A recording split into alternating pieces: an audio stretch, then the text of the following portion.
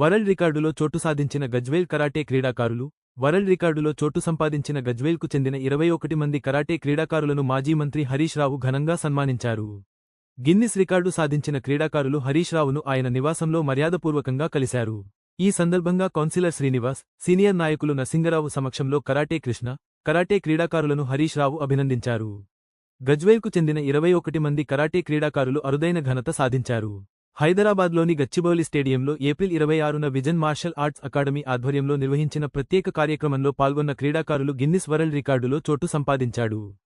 Karate master Krishna శిక్షణలో సాధన చేసిన ఈ క్రీడాకారులు 30 నిమిషాల పాటు నిరంతరంగా కటా ప్రదర్శన చేశారు.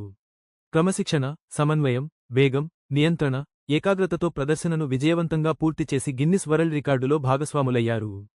మాజీ మంత్రి హరీష్ రావు మాట్లాడుతూ ఈ అరుదైన ఘనత వెనుక క్రీడాకారుల నిరంతర సాధన, పట్టుదల, సమిష్టి కృషి ఎంతో ఉందన్నారు.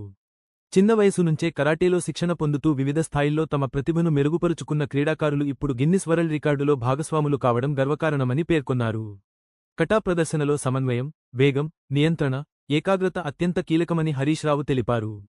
గిన్నిస్ రికార్డు సాధించిన గజ్వేల్ క్రీడాకారులు భవిష్యత్తులో మరిన్ని విజయాలు సాధించాలని ఆకాంక్షించారు. ఈ కార్యక్రమంలో అక్షిత, భావిజ్ఞ, రిషిక, రామకృష్ణ, రఘురాం, రామ్ చరణ్, తరుణ్య, మైత్రి, తనుజ్, మనోజ్, అన్నయ్య, దేవాంశ్, అఖిలేశ్వర్, ముస్తఫా, శ్రావణి, శరణ్య, హర్షవర్ధన్, శ్రీహరిని, Lakshmi Narasimha, Gajwel councillor Attili Srinivas, BRS senior నాయకులు నరసింగరావు తదితరులు పాల్గొన్నారు. Siddipet constituency, and we are very happy to meet him and receive that certificates to him.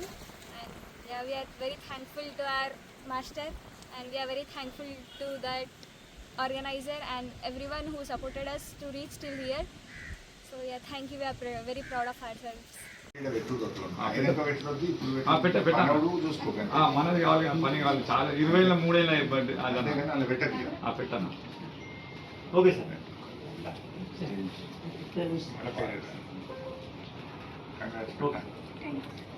District district place